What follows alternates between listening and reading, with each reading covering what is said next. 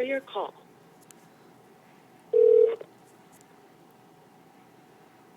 Thank you for your call. No? Hello po, pwede pa i-transfer po sa psychiatric ward po ninyo? Dapat, sir. Forward ko po, extension number 2021. O, tuwan mo na.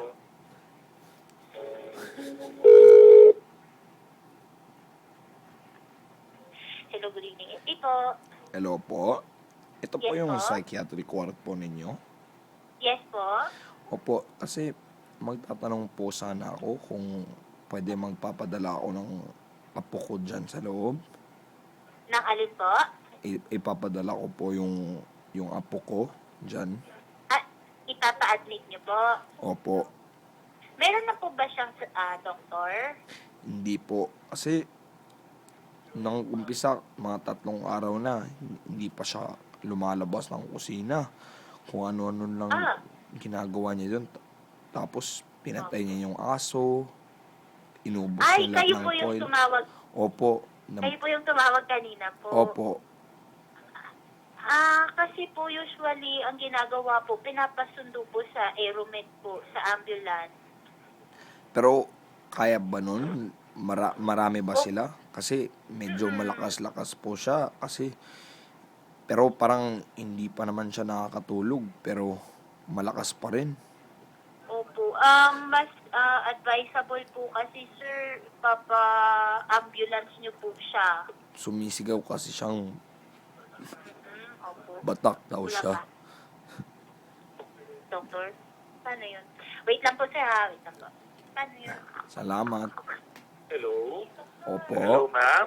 Hi, sir. Good evening po. May papadala po kayong patient po? Opo, yung apo ko kasi nagbabalyon. Parang hindi ko na alam yung ginagawa niya. Parang nasa kusina lang siya. Hindi siya lumalabas. Tapos, May doktor na po ba kayo? wala pa po. Unang beses pa lang po to. Kasi pag ganun po kasi, hindi po kasi pumapayag yung sa emergency room na magsundo ng patient. Ano kung parang Kailangan po, dalhin niyo po yung pasyente po sa emergency room. hindi po mapayag siya. Sumisigaw na lang na batak daw.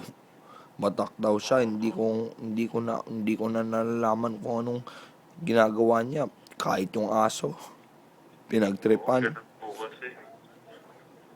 Ano? Pwede po tumawag po sa emergency room kung papayag po Pero sila. magkakalam po Pero po. magdadala pa po sila ng kasama kasi ang lakas niya eh. Trained naman po yung mga personnel po nila sa mga. Pero hindi naman, ano kung ihampas na lang, parang ipatulog na lang, lagyan ko na lang yung pagkain niya ng pampatulog. Tapos dalhin na lang namin dyan.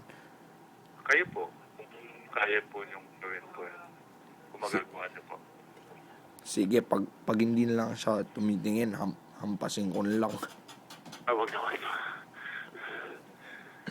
Kasi kung ano-ano lang ginagawa nun, talagang tigas ng ulo.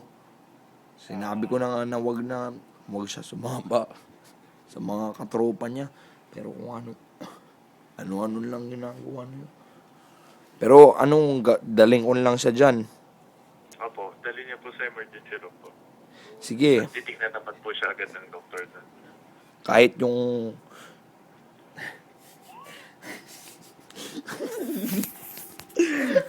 I was gonna say